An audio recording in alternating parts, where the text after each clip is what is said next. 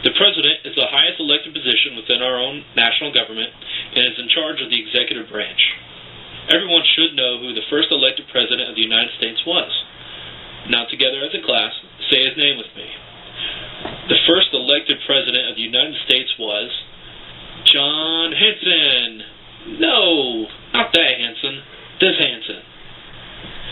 What's the matter? Thought it was some other really famous guy?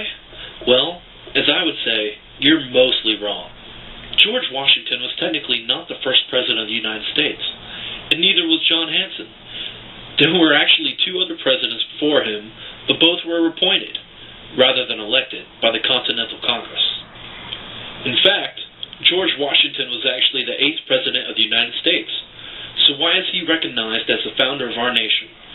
Because he is the first executive president under the terms of the United States Constitution, our nation's second government. America's first government was not the same democratic republic that we've had for the past 230 years, but instead a confederation.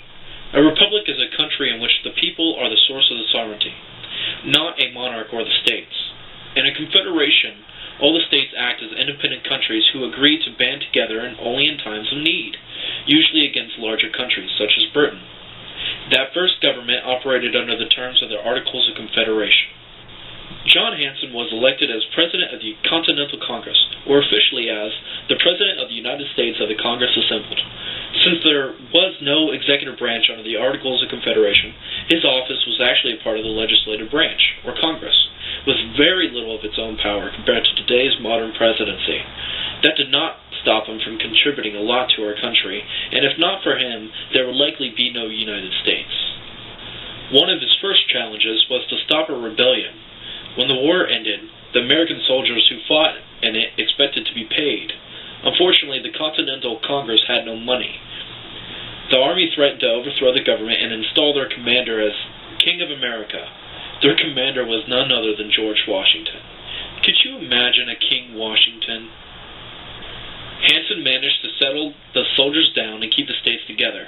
In his one-year term of office, he also set many precedents, or guidelines for other presidents to follow by creating a national post office system, establishing a national bank and mint, and confirming the use of the official presidential seal that our president still uses today. He also helped to establish the beginnings of the first cabinet, confirming offices for the Secretary of War and the Department of Treasury and Foreign Affairs. So why has history forgotten John Hanson? Simple. The Articles of Confederation stunk. They were inefficient for governing the states as the states began fighting over territory and the economy began to crumble. There was no national currency, and inflation threatened to bankrupt the country. A stronger central government was needed, and something needed to be done. In 1787, the Constitution was adopted at the Constitutional Convention in Philadelphia, Pennsylvania. The convention selected George Washington as the Constitution's first president, and as a result, history has remembered him as our nation's father and left John Hanson and his fellow presidents under the Articles of Confederation to the dusty pages of time. In Maryland, his home state, John Hanson is remembered with many streets, schools, and government buildings named after him, and every April 14th, his birthday, it is John Hanson Day. So just remember, the next time someone asks you who our nation's first elected president was, you can tell them the right answer every time. I am the voice. See all my videos. Go to my website, thevoice.exactpages.com.